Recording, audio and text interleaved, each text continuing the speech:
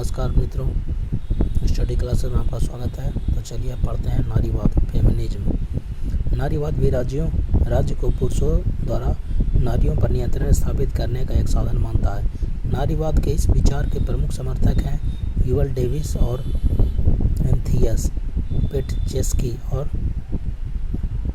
अनय जेनस्टीन हैं। डेविस और एंथियस के अनुसार राज्य तटस्थ न्यूट्रल नहीं है। यह पुरुष के साथ संबंध में नारी को केवल असमान ही नहीं मानता है, बल्कि पुरुष और नारी की व्याख्या में भी भेदभाव करता है। उनके अनुसार राज्य की शक्ति का प्रयोग नारियों को बहुत तरह से नियंत्रित करने के लिए किया गया है। उदाहरण स्वरूप दोनों विश्व युद्धों के काल में अनेक देश की सरकारों ने नारियों को कारखानों, कार्यालयों और अन्य युद्ध संबंधी कार्यों में काम करने के लिए मजबूर किया, क्योंकि पुरुषों को सैनिक सेवा में लगाया गया, परंतु युद्ध की समाप्ति के बाद नारियों को पुनः घरेलू कार्य करने के लिए लौटा दिया गया, क्योंकि पुरुषों की बेकारी के भय से सामाजिक अशांति, सोशल अनरेस्ट की संभावना थी। दूसरा महत्वपूर्ण प्रश्न है, अविवाहित माँ के बच्चों को शिशु कल्याण नीतियों का लाभ प्रदान किया जाए या नहीं। अनेक देशों के राष्ट्रीय जीवन में नारियों की भूमिका माँ और देश की अनुपम सांस्कृतिक परंपरा के संवाहक कैरियर के रूप में ही है। इसका दूसरा महत्वपूर्ण पहलू नारियों का शिशु उत्पन्न करने की क्षमता से है, और जो उन्हें भावी युद्ध के लिए पुरुष योद्धाओं की अगली पीढ़ी उत्पन्न करने के लिए योग्य बनाती है। इस उद्देश्य की पूर्ति के लिए 19वीं सदी में फ्रांस में और 1917 के बाद उस समय के सोवियत संघ में अधिक से अधिक बच्चा पैदा करने के लिए नारियों को प्रोत्साहन किया गया। इसके लिए पेटचेस्की और जेनस्टीन जैसी नारीवादी लेखिकाओं ने नारी की शारीरिक स्वास्थ्य के लिए एकांत के अधिकार, राइट टू प्राइवेसी के क्षेत्र को विस्तृत करने का सुझाव दिया है।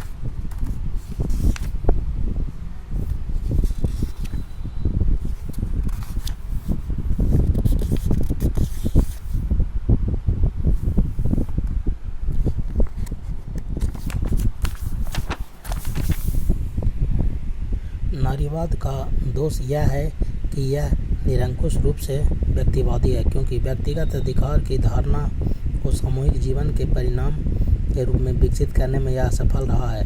फॉक्स जोनोविच के शब्दों में नारीवाद चयनाधिकार का अर्थ गलत रूप से यह लेगा है कि नारियों को अपने शरीरों का परिपूर्ण अधिकार है। राज्य के प्रति के विषय में विभिन्न सिद्धांतों में जो विविधता दिखाई पाई जाती है, वह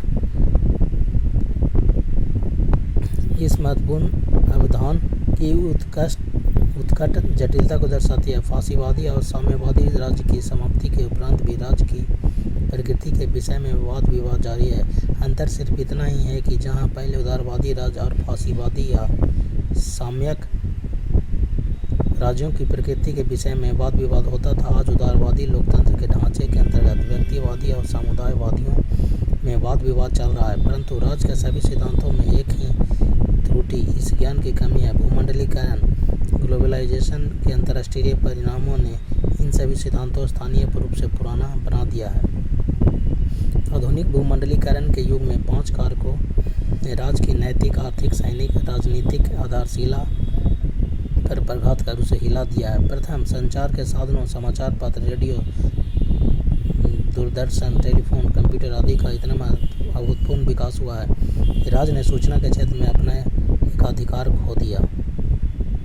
द्वितीय, अणुयुद्ध, न्यूक्लियर वार की संभावना ने राज्य के इस दावे को भी नाकाम कर दिया है कि वह बाहरी आक्रमण से अपने नागरिकों की रक्षा करता है, क्योंकि अणुयुद्ध लड़ा नहीं जा सकता है और लड़ा भी जाए तो जीता नहीं जा सकता।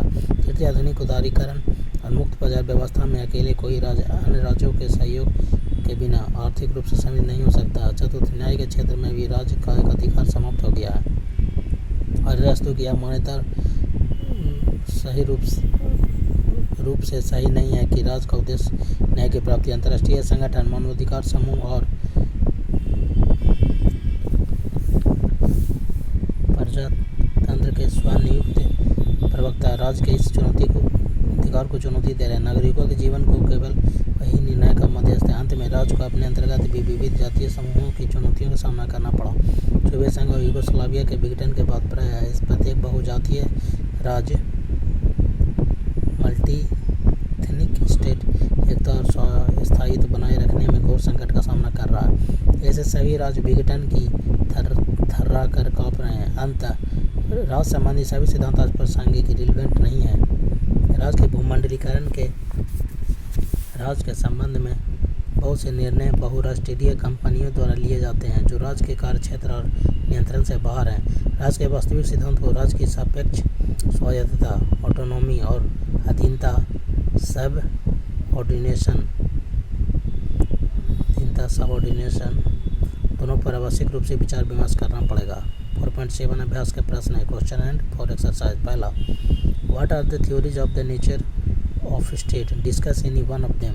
राज्य की प्रकृति के विषय में कौन कौन सिद्धांत है, उनमें से किसी एक की विवेचना करें। दूसरा, discuss the mechanical theory of the nature of state, राज्य की प्रकृति के आंतरिक सिद्धांत की विवेचना करें। तीसरा, elucidate the organic theory of the nature of state, राज्य की प्रकृति के आंगिक सिद्धांत पर प्रकाश डालें। चौथा, analyse the Marxian theory of the nature of state, राज्य की प्रकृति के मार्क्सवादी सिद्धांत का विश्लेषण करें। 5, discuss the theory of oppressive nature of state, राज्य की प्रकृति के दमनात्मक सिद्धांत की विवेचना करें। छठा, do you regard all the theories of the nature of state as irrelevant, give reasons for your answer, क्या आप मानते हैं कि राज्य की प्रकृति के सभी सिद्धांत अप्रासंगिक हैं? अपने उत्तर की पुष्टि के लिए तर्क दें। तो बस आज का चैप्टर समाप्त हुआ। अब मिलते हैं अगले क्लास में नेक्स्ट चैप्टर के साथ। जय हिंद।